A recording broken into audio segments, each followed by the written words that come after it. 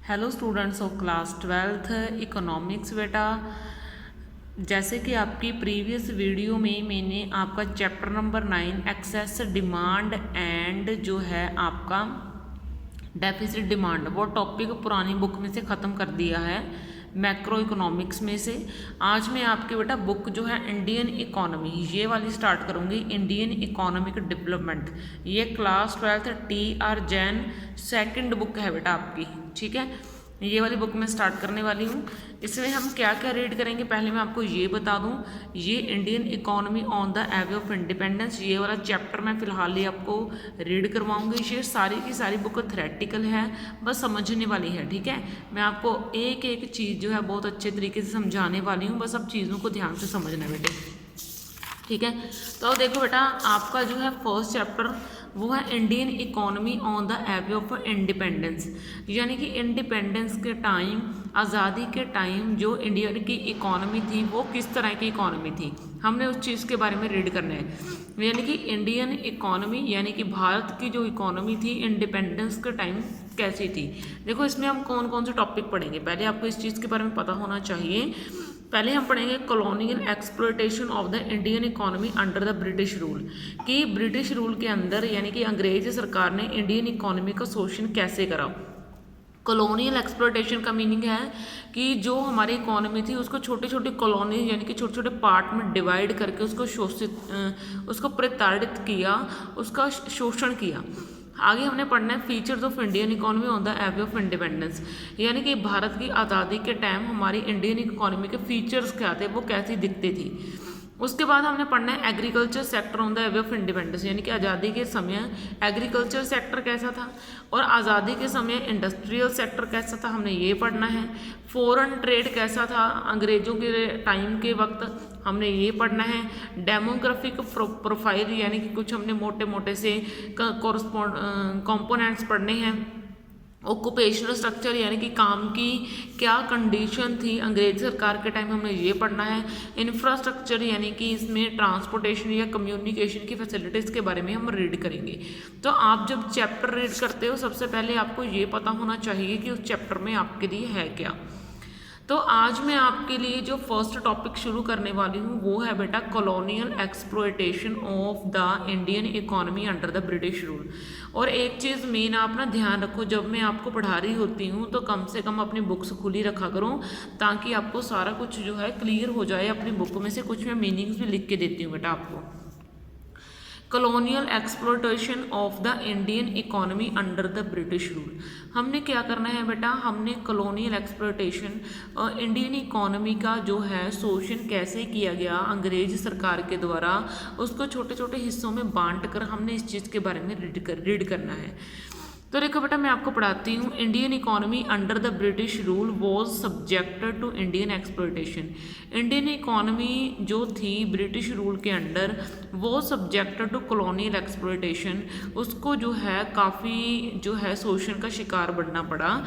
Implied a targeted explosion of all the sector, और जो हमारे वो ब्रिटिशियंस थे जो अंग्रेज थे उन्होंने किसी एक सेक्टर का शोषण नहीं किया, उन्होंने बहुत सारे सेक्टर्स का शोषण किया बेटे। आगे देखो बेटा, अब देखो कौन कौन से सेक्टर का उन्होंने शोषण किया। सबसे पहले आपका colonial exploitation of the agriculture sector, सबसे पहले हम पढ़ेंगे कि जो एग्रीकल्चर सेक्टर था उसको कैसे प्रताड़ित किया गया, उसको कैसे शोषित किया गया अंग्रेज सरकार के द्वारा। देखो agriculture was exploited through ज़मींदारी system of land revenue, जो एग्रीकल्चर थी जो खेती थी उसको एक्सप्लॉयट करा गया, उसको प्रताड़ित करा गया, किसके द्वारा, अंग्रेजों ने ज़मींदारी सिस्टम चला दिया। अब ज़मींदार क्या करते थे, ज़मींदार जो थे वो ज़मीन हड़प कर लिया करते थे, अपने कब्जे में कर लिया करते थे किसानों की, और उनको कुछ भी नहीं दिया करते थे। उन्हीं की ज़मीन पर उन्हीं से काम जो है ढेर सारा करवाया करते थे और उनको उनकी फसल का हिस्सा भी नहीं दिया करते थे।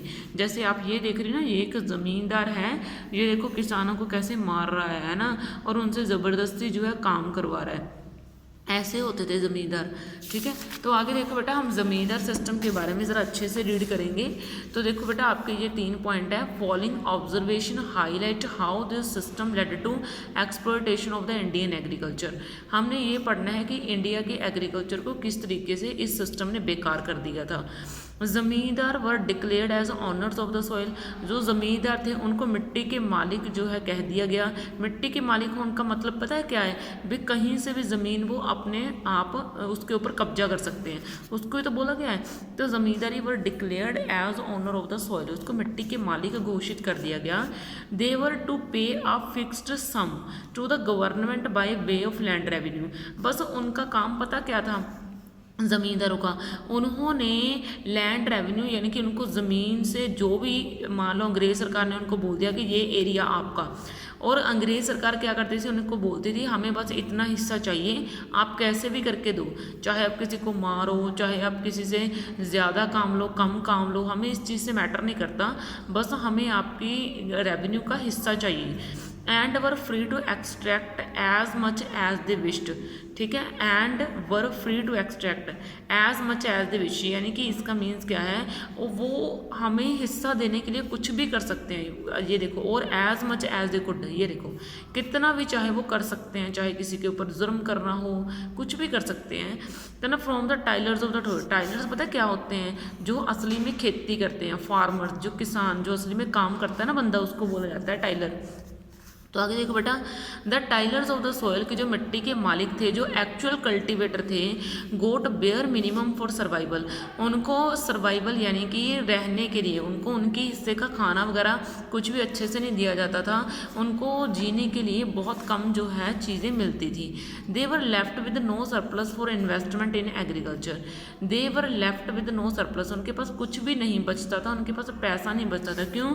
क्योंकि ज़मींदार सिस्टम जो था इतना बेकार था, वो किसानों को कोई फसल नहीं देते थे। जब किसानों के पास फसल नहीं होगी, वो बेचेंगे नहीं, तो उनके पास पैसे कहाँ से आएंगे? वो और कोई काम तो उनके पास था नहीं। ठीक है, तो ज़मींदार ऑन द अदर हैंड, और जो ज़मींदार थे वो क्या करते थे? किसानों से पैसा लेते, कमाई करते, लेकिन उससे अपनी लाइफ का जो ऐशो आराम पूरा करते थे। लेकिन वो पैसा ना किसी एग्रीकल्चर के काम के ऊपर, एग्रीकल्चर के डेवलपमेंट के ऊपर नहीं लगाते थे। तो इस तरह से एग्रीकल्चर सेक्टर जो है हमारा बर्बाद कर दिया गया। आगे है colonial exploitation of industrial sector, यानी कि हमारा जो इंडस्ट्री का सेक्टर है उसको कैसे बर्बाद कर दिया। देखो ना, prior to the British rule, जो ब्रिटिश रूल था, जो अंग्रेज सरकार था, industrial sector in India was well known for its handicraft. हमें पता है कि हमारे पुराने ज़माने में बहुत लोग हाथ से काम किया करते थे, उनके पास बहुत खूब टैलेंट होता था, उनके काम जो है दूर दूर तक माना जाता था हमारा, जैसे नक्काशी का काम, औरतों की कढ़ाई का काम, या और भी बहुत अच्छे काम। इंडियन हैंडीक्राफ्ट जो थे हमारे, उनको ना वर्ल्ड वाइड रेपुटेशन, उनको पूरे समाज में रेपुटेशन मिला करती थी उनकी वैरायटी के लिए, उनकी क्वालिटी के लिए, कि वो बहुत अच्छा काम करते हैं। बट लेकिन अंग्रेज़ों को ये चीज़ मंजूर ना थी, तो अंग्रेज़ों ने पता क्या किया, उनका जो बिजनेस था उनको ख़राब करने की सोचा। तो foreign demand for the Indian handicraft उन्होंने डिस्ट्रॉयड, उन्होंने पता क्या कर दिया, यानी कि जो भी बंदा उनका सामान मंगवाता, हाथ से बना हुआ सामान मंगवाता, तो अंग्रेज सरकार पता क्या करती थी, उसके ऊपर बहुत सारा टैक्स लगा देती थी, ताकि अगले को ना सामान महंगा लगे और वो छोड़ दे, उसको खरीदे ना। तो और देखो, लेकिन domestic demand for Indian handicraft, और बाहर से अगर कोई सामान इंडिया में मंगवाना होता तो वहाँ से टैक्स हटा देती थी, ताकि वो इंडिया में सस्ता लगे और इंडिया का बनाया हुआ सामान बाहर महंगा लगे। इस तरीके से उन्होंने सारा बिजनेस जो है ख़राब कर दिया था हमारे कलाकारों का।